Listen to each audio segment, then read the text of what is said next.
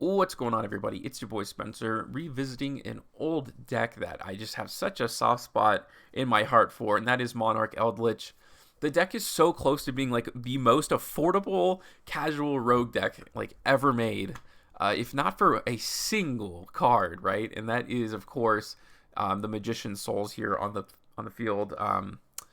Why they haven't reprinted this card, I have no idea. There's so many other cards like that too.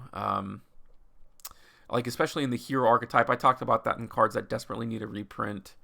I just don't know why they would do that. I make a misplay here. Well, not a suboptimal play is probably the better way to put it. Like I shouldn't be negating rivalry with this, considering I have a conquistador. It's like, what am I really saving this for? It's like the golden land forever should be used for like a lightning storm or something crazy like that. He's going to go ahead and set past a little bit of a, well, I have a hard lock on him, right? Vanity's Ruler, plus you can't go into the extra deck, and like if I just wanted to, I could activate Monarch's Erupt. So I just have that there too. And yeah, so now I'm going to use Conch. So like, yes, it worked out because of the order. Like I ended up having to use both of them, and I would have negated now with Golden Land Forever. But you know, how upset can you really be? But it just feels like a misplay. Like I feel like I've made so many misplays tonight. Or specifically like with this deck overall. Like you think it's so simple, but it's actually just like really not. I knew I was going second here in this game, and it was actually fun dueling with this guy, but he decided to keep in Lightning Storm, you know, knowing he's going to go first. Like that is 500,000 IQ plays. Like really just way over my head, you know, because he's going to be able to activate now. It's not like, well, the Conquistador would have been live, but so it ended up kind of working out for him there, and he goes into Avenged Savior. This card is like super good. It lets you Foolish Burial like any zombie monster, and then the card it's battling loses 200 points of attack for every level of that monster. So you can like Foolish of Baylor Drock, and then obviously it's going to come out the next turn. Like that is so good. I haven't seen this card before. And this is only like a once per turn effect, so yep. And I think I actually make a really nice play. So this obviously can't be destroyed. I think he tries to activate, but he doesn't have attack. So like if he top deck a zombie monster, like the duel is over, right? He's gonna start banishing everything, but yeah, I was able to set that spell, negate that, destroy, and boom, just like that. So I could have used Golden Land Forever effect like during his turn, but I'm thinking like if he doesn't draw a zombie monster, you know, like I'm going to be able to go for game next turn, which is what happened. So that was pretty cool. This duel is awesome. There's a really cool interaction here, and he gets to go first. Like Eldritch in hand is actually like super good, as you'll see here, because this is going to be able to like send all monsters on the field to the graveyard. But you have Eldritch in hand. I even had the Conch too, so I'm going to send both of these. I'm not losing any advantage at all at this point. I could Foolish Barrel here with Magician Souls. I'm going to add one to hand. It doesn't really matter that much, but I'd rather have this in hand. Like if the draw one, whatever. But I'm able to normal summon here. I can dump a couple, search off the Pantheism. I do run 3 Monarchs Erupt and 2 Domain of the Monarchs because I think that this card is a little bit better. And he's going to top deck an Eldritch, and he's going to try to, boom, he's going to try to hit this Ether, but I can chain Ether effect. That is so awesome because now, you know, the Monarchs Erupt is still online. I still have it in Omni Negate too. I probably should have summoned this attack position. That was just kind of silly. And he let me special summon this from deck, but yeah, then I have the Monarchs Erupt right there. Ugh. So like summoning Ether off of Ether is almost always like objectively the right choice. Because it lets you special summon one of the dragons. It's like Swirling or Shining Dragon that lets you like take control of your opponent's monster. It's a quick effect, and you want to be able to do that during your opponent's turn. So that's a cool thing there. This is a ritual deck, I suppose. Oh, it's like Chaos. All right, Prohibition in the main. That's pretty bold. Pot of Extravagance, obviously, super good in this deck too. I almost wonder if Chaos could play Drytrons. And I still think that you can have Pot of Extravagance if you just like really don't care about your extra. I don't know, just a theory. But this looks like Megalith Chaos. Like that is pretty cool. This is like one of the best card arts in Yu-Gi-Oh, by the way. Like Chaos Max is awesome. I think it has a high rarity too. Like Ghost Rare or something like that. All right. Yeah, I do run 3 Infinite Impermanence in the main. It's like kind of your only hand trap spot, and it's like so generic and so good. Plays around triple attack. It feels kind of worth it to use. I'm going to negate the effects of the tornado. Now I can normal summon by reducing this level. And this is the older build. Like, this is before, like, because this would then be, like, normally it would turn into a Magician's Souls, which showcases why this is so good, because then you could special summon it, probably send 2 of these to the graveyard. They'll replace themselves. Yeah, that's pretty awesome. This is a bit of a problem, but Erebus actually kind of solves the issue. It's a non-targeting shuffle. You're definitely your best out. Pantheism can search me a card. I can grab the Monarch's Erupt, which is pretty cool, actually.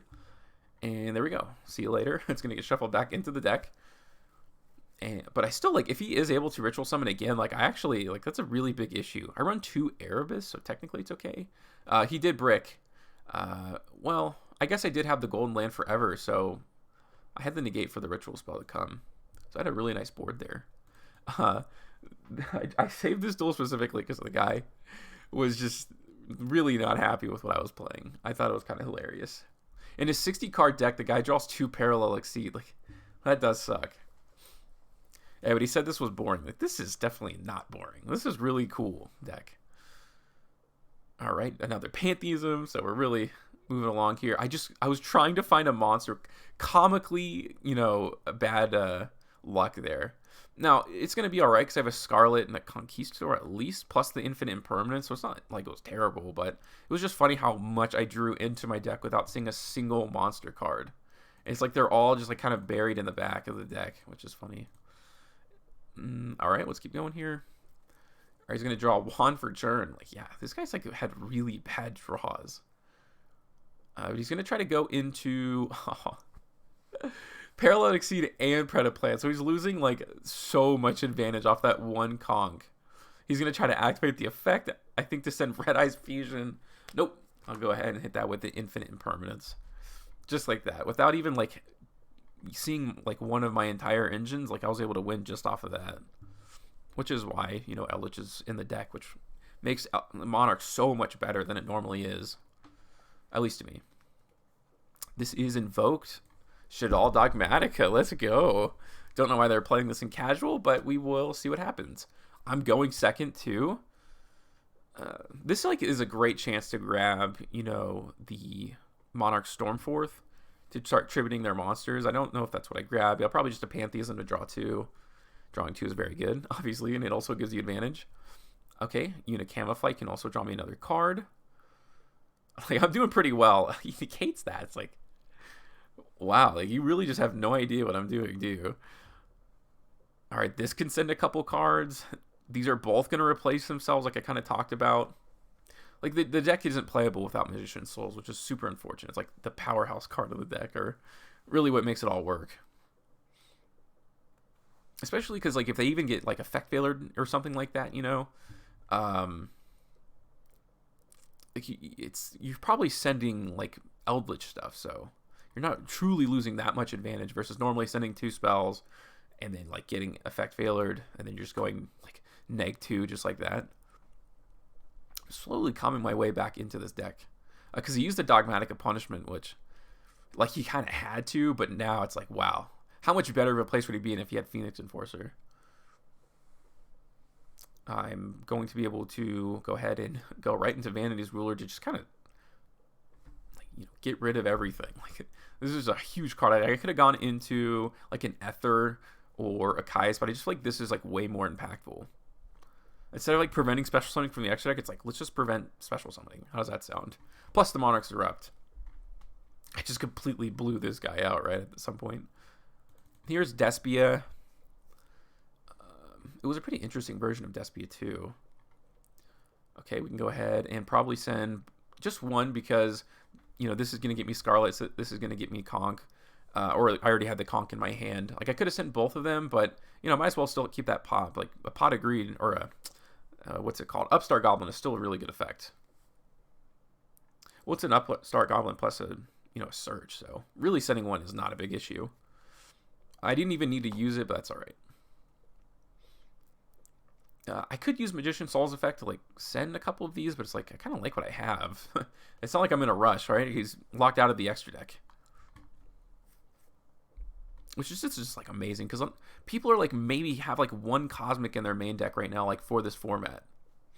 The Imperial Order obviously hurts too, but like you can get around Imperial Order. Like it's not the end of the duel for like it is for most people. You have an entire Floodgate that's a trap card. I don't know what this is.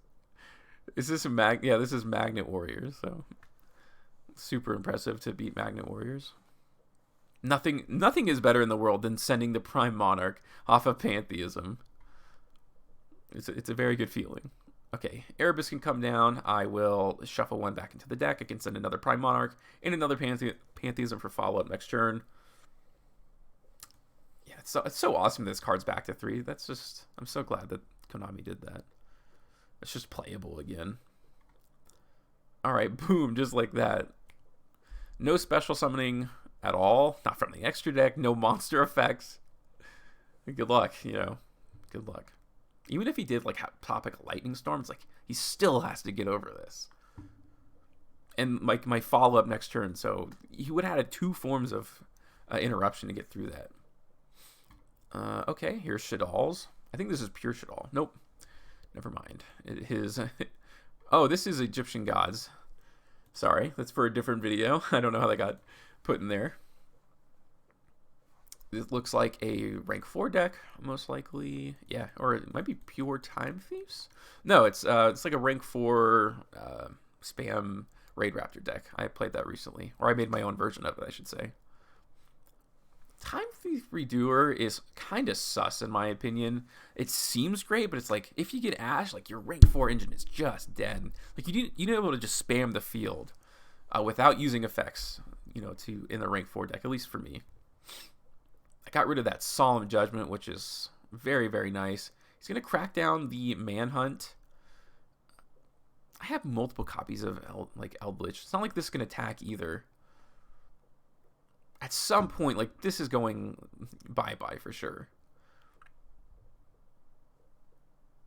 I think this has a special summon effect from the graveyard, so I went ahead and banished it. I top-decked the Palladium. Again, that would be a Magician's Souls. I mean, it kind of worked out in that case, and that's like kind of why I had it in the deck for a while. If you draw into it, it's cool. But, yeah, it's just better to have Magician's Souls. Alright, this is an Infernity deck. I don't think this is like anything impressive, but the play, like, it just shows you how cool this deck is, like this churn, really. Okay, we can go ahead and Foolish Burial there. Activate Domain. Don't send anything off of Magician's Souls. Don't have to. It's just awesome because also this is a dark monster, so if you tribute it with Caius like I did there, you normally get 2 banishments. Also just has that cool effect where it can just destroy. Like, if you were to do this to someone's Alistair, whoo, ripperoni. They would be gonzo. And last but not least, I think I'm playing ABC here. This is a great opening. Like, if I was going first, this would be about as good as it gets. Because you can probably activate Unicamoflight first to see if you can draw into, you know, one of your Monarch spells or traps to send, but otherwise, you can Foolish Burial, you know, with Magician's Souls and send Pantheism to the graveyard to draw 1, plus you get to switch off Pantheism. So it's not, like, bad, but, you know, it'd be better to send a spell or trap. Although it depends, like, if it actually was, like, a, you know, like, Domain, like, maybe you want to do it the same way. Because really, what's the difference? Okay, here comes Conquistador. And I can banish off of there. Like, I'm just drawing so many cards. Oh, wow, the Called By was, like, the perfect card, too. So it looks like I'm, like, really down and out. But, no, still fine. He's going to tag this out to avoid the banish effect. But, yeah, like, now it's not going to go so well for you because I do have Domain. So through all of that, like, really the perfect form of disruption, right? The Called By the Grave. He's, like, can't go back into ABC Dragon Buster now, which is a big problem. Again, it's not like he, you know, negating the effects for Forbidden Chalice doesn't do anything at all. Actually, it helps me a whole bunch. There's no more effect anymore. It's just a tribute summon body. So this would just give me 400 extra attack. All right, here comes a Conquistador. I can't activate it, but yeah, I can normal summon. So that is always great. And this is effect could come up. You never know. I wish, like, this card would be, well, it's great, but, you know, the gaining 800 attack would be great if it was for any battle, like during your opponent's turn too. But maybe that would be a little too good. I don't know. But yeah, that was another kind of long look at that deck. I'll probably post an updated deck profile, you know, in the next couple of days. I think it's been really long, so it's good to do one every once in a while. I don't know if I change anything, but we'll see. But yeah, other than that, that's going to do it for today's video, and I'll see you guys next time.